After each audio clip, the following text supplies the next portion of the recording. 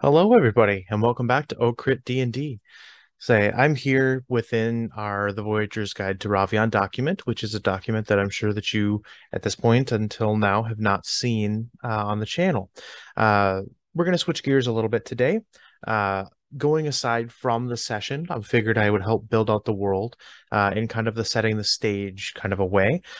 This is the document that my players and I have to keep track of all the different in-world details, things about the creation and the gods and the geopolitical aspects of this world as kind of a stage for us to have our play on. Uh, it's kind of a handy thing for us to keep everything organized, but it's also a very easy way that I can put a bunch of information out there for them should they need it. If they were to want to delve a little bit deeper into character backstory. So, the Voyager's Guide to Ravian has everything that I could possibly hope for details for my players. So we're going to jump right in today to the creation myth, as well as kind of a little bit of the pantheon, but not the direct specific gods and goddesses. For now, say this is a Google Doc folder that I have shared with all of my party members here. So we're going to use the handy table of contents on the side, so it'll jump a little bit. So, boop.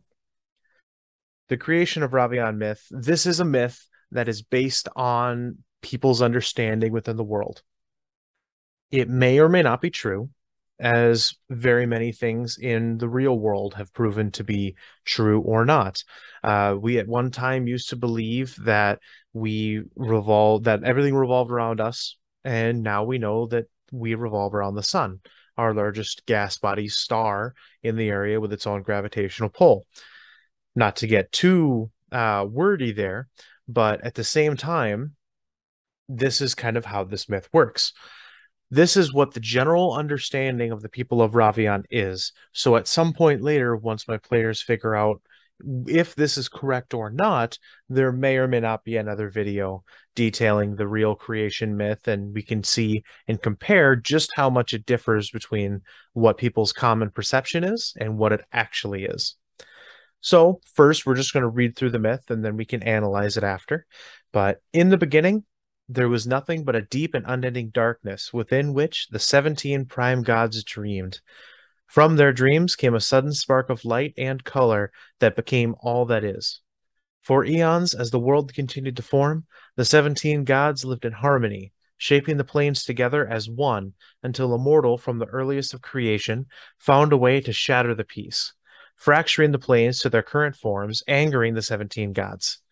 Now driven half mad or corrupted, the gods argued over what to do with the mortal that shattered all of existence. And in their chaos, the mortal sealed them off from the inner planes, protecting himself from their wrath.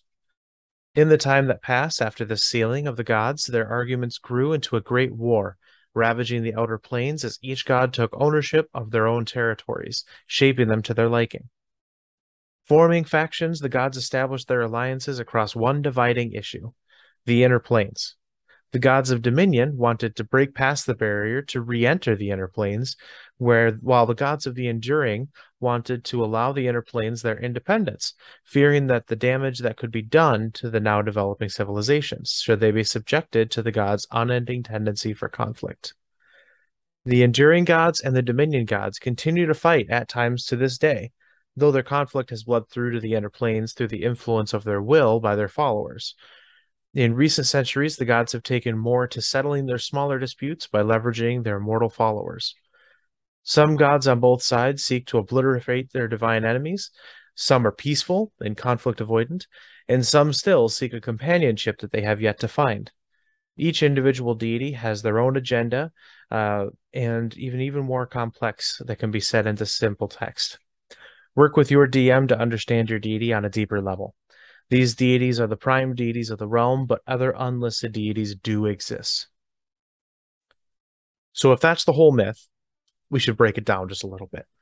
And for my players, this is coming from the perspective of the DM, as I would have made it for this perspective. So it's kind of a nice benefit. So in the beginning, say very clear, there was nothing but the gods. In their dreaming sleep, they slowly created the world around them. And in waking, They took a more active role in developing a existence. So there was a void of nothingness, and then they created this everything. The way that this is set up is if you picture the great wheel cosmology, where there are the inner planes and the material plane, all the elemental planes, all those, and then the outer planes, which has, Mount Celestia, the nine hells, pandemonium. These things are separate in the great wheel cosmology. In the creation of Ravean, that was not the case. In the creation of Ravean, the gods created basically everything on the great wheel in one plane. Picture a supercontinent that had all of these aspects as you would imagine them with the Great Wheel, different aspects of it to making up different parts of this continent, with the material plane being this paradise of like an Eden towards the very center where there was finally balance. As the farther you got towards any edge, depending on what direction you head and what outer plane you head to, the different laws of physics and nature and everything changes just a little bit with each step. So, seeing this, there's a mortal who is on this inner Eden material plane, living at this point with the gods side by side, who takes a moment to betray them.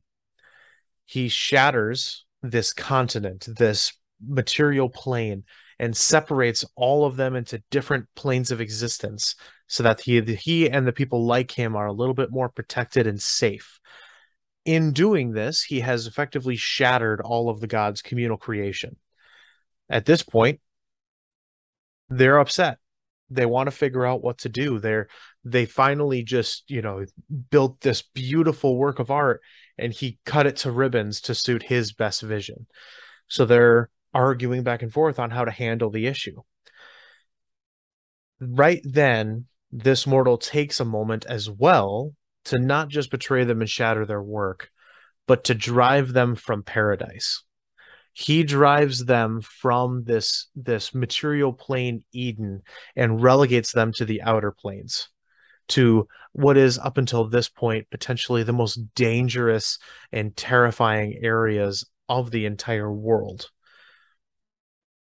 Now there's a great divide between the inner planes and the outer planes, and the gods cannot bridge this gap.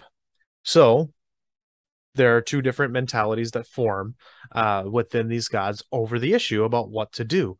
They're gods. If they put their mind to it, they could probably bridge the gap. But there's one faction that wants to bridge the gap, tear it down, make everything whole again, finally put back the pieces so that it is whole in this perfect vision of art from their original creation. And then there are the enduring gods, who their whole goal was to support communal life and support their mortal counterparts. So they see this and they kind of sit there and look at it and go, you know what? This is what we wanted. They're handling it. We should stay out of their way. So those two forces are holding each other in a fairly steady, gridlock where no one is messing with the inner planes at this point. Instead, relying on the plane of dreams and that influence to send messages and send influences and project themselves to their mortal followers, the ones that have spread their consciousness out, reaching out in pursuit of the gods themselves already. This allows them to have a little bit stronger connection and be able to actually have some influence on the material plane without physically being there. So at this point, that's where we're at. It is a post-deliverance landscape as this sundering of the planes that the mortal did was known as deliverance. He locked them out and kept them away, delivering the mortals from this dangerous wrath of the gods.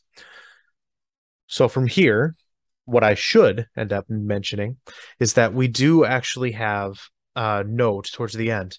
Work with your DM to figure out exactly what these gods and goddesses are like. This is because I have a bunch of custom gods, some homebrew gods and goddesses that I've designed for my players as kind of a unification of a pantheon. I liked the idea as I made Ravean to support a variety of different sources. So we would have, the own custom gods for whatever I wanted to do with them, as well as, you know, gods from the Greyhawk setting, or from, the Faerun Pantheon or anything else like those. Everything has its place here. There's a reason, though, that I made a bunch of these custom gods. Normally, within a pantheon, there are limits to how many gods there can be. If a god shares the exact same portfolio as another, they'll end up getting absorbed into one another, creating either a new deity or the stronger deity winning out and being the remaining force. That is not true for all of these custom pantheon. These different kind of gods and goddesses can share a portfolio with other gods from other pantheons and other things that were to come into this setting because of a very unique thing that my players will end up figuring out as we play through the game. I'm not going to spoil it here. However, this kind of allows us to explore their different personalities, and explore their different needs and wants, and almost look at them as very, very powerful characters, more powerful than any mortal could ever be, of course, but another player on the world stage. So, going down from this creation side of the document, we'll talk a little bit about the Pantheon. So, this pantheon of Ravean is a large collection of both familiar and unfamiliar gods and goddesses, many with overlapping domains and dominions. Like I said, it is important to note that while already clearly established in D&D that deities with the same portfolios are destroyed and merged to form a new deity, that is not the case for these custom ones. The deities of Ravean are varied and have their own unique personalities. Their individual uniqueness is reflected in the diversity of the people that worship them, serving as more of a deity of an ideal or archetype than a deity of a specific race or another. This means that they are more widely accessible for worship across cultural lines, and this means that large pantheon is a very powerful pantheon due to the pervasiveness of the individual gods' influences as archetypes across cultural lines. What that means is that there isn't one specific god of the dark elves. There isn't a god of the dwarves. They are gods of ideals, gods of different, processes, honor, justice, deceit, things like those kinds of ideals. Those are overarching archetypes. That is what they embody. So this power leads to struggles between the gods, with mortars on the material plane being used as catalysts to serve the gods in whatever will they may do. So what that ends up just meaning, if you think back to kind of Greek mythology, there tended to be a little bit more separation from the Greek gods, with the exception of Zeus, who just had a bunch of, half-blood kids. There is very clear lines drawn. Do not personally, physically interfere by going to the material plane or any of the inner planes. This means that they have struggles and disputes and arguments that are limited entirely to the outer plane as they watch the inner planes and watch their followers carry them out. Things like wagers. Who of these two young men will marry the beautiful girl, right? Stuff like that.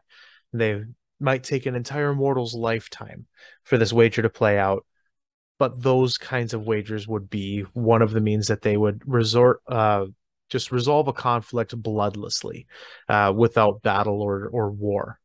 So that's one of the most important other things to consider, is that they're a little bit more removed, with their only major source of influence being the plane of dreams, being able to contact specifically their followers through the plane of dreams. So the Pantheon of Ravean, as established now, is not necessarily the complete pantheon. If you as a player would like to submit a god or gods for consideration, work with your dungeon master. This is something that I really want to stress. If you're going to use the Ravean setting, there is room in Ravean for anything and everything. Just work with your DM. Everything that I could possibly put in here as I was designing it, I tried to, but there will be things that I missed, and brand new D&D content will come out as we go. Uh, Before anything else happened, I did have this built, and then Spelljammer came out. Now that dates this a little bit, but Spelljammer is a little bit more of an in-space kind of a D&D thing. There is a way to make it work with Ravian. I won't tell you everything, but there is a way. Your DM will know, and he or she can most easily figure out the balance, the fine balance of how to make things work. So, next steps within this world settings playlist is we'll go through a bunch of the different deities. You can see them off to the left-hand side. There's the Platinum Dragon, which is a familiar face, but then there's the Flower Maiden, the Arquebus, the Bonfire Guard, all of them who are brand new. These have different ideas and may draw on familiar tropes, but we will give each one kind of a spotlight for details of how exactly this world works, and we'll be able to kind of get you insights into them as people, so to speak, people, versus just the overarching deity of odd mystique and power. You know, it'd be helpful as a cleric or a paladin to understand what they seem to have as tenets and things like that. So we'll be doing videos on those as we, progress through this channel. I'll be uploading them over time. So if you have any questions or thoughts, or have anything that you specifically want to take a look at, definitely leave a comment. Say, fill out kind of what you want me to explore. If you have any questions about the creation myth or the pantheon and how it works, definitely leave those, and I can get to them and answer them in future videos or respond to your comments either way. So thank you all for coming and, going through the creation myth and a little bit more of the pantheon with me. I appreciate everyone sticking out through such a little bit longer of a video than I would normally have for these kinds of smaller items. Of course, remember, it doesn't take much to make a difference. So be the difference that you want to see out there in the real world. It doesn't take much. Thank you again, and I wish you all a wonderful day.